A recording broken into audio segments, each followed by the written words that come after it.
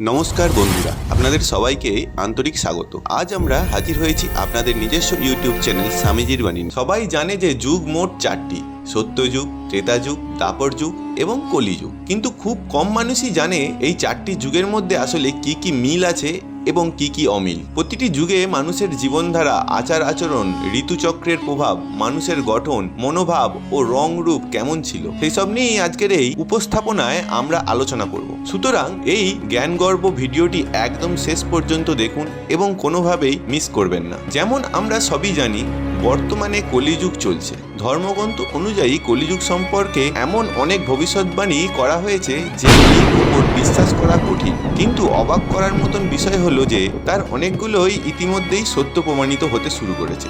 ভগবান শ্রীকৃষ্ণ কলিযুগ ও পৃথিবীর অন্ত নিয়ে কিছু ভবিষ্যৎবাণী করেছিলেন, যা আজ আমি আপনাদের জানাবো।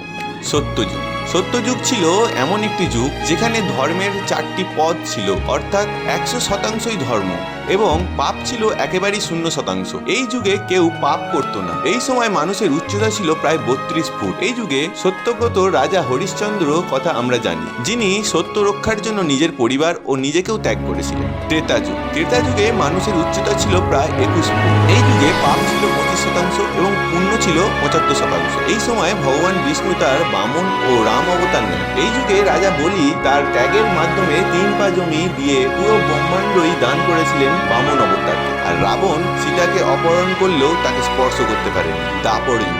এই যুগে ধর্মের 2 পদ বাকি ছিল। মানুষের উচ্চতা ছিল প্রায় 11 ফুট। এখানে পুণ্য ও পাপের অনুপাত ছিল 50% করে, অর্থাৎ 50% ভালো, 50% খারাপ। এই যুগে মহাভারতের ধর্মযুদ্ধ সংঘটিত হয়েছিল, যেখানে শ্রীকৃষ্ণ পাণ্ডবদের ধর্ম রক্ষার সাহায্য করেছিলেন। কলিযুগ।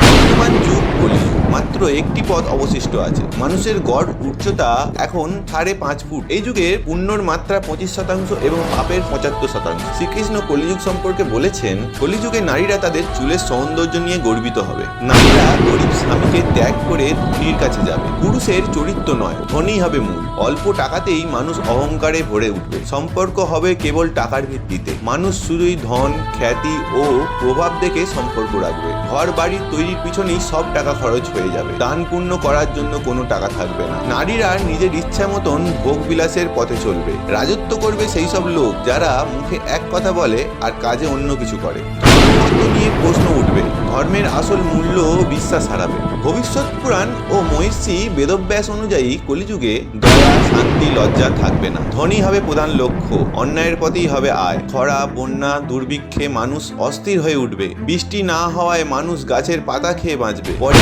গাছও বিলুপ্ত হয়ে যাবে। মানুষ আত্মহত্যার পথে হাঁটবে। ব্রহ্মা বৈবর্ত পুরাণ অনুযায়ী এই ভয়াবহ কলিযুগে মানুষের গড় আয়ু হবে মাত্র 20 বছর। 16 বছর পর্যন্ত তারা বড় হবে। এরপর 20 বছরে মৃত্যু হবে। শরীর হবে বামনের মতো। পুরো পৃথিবী হবে ধ্বংসস্তূপ। সবকিছু আবার পশুদের মতন অবস্থায় ফিরে যাবে। এরপর শুরু হবে একটি নতুন যুগ। বন্ধুরা, যদি এই মূল্যবান তথ্য আপনাদের ভালো লেগে থাকে তাহলে আমাদের চ্যানেলটি সাবস্ক্রাইব করুন।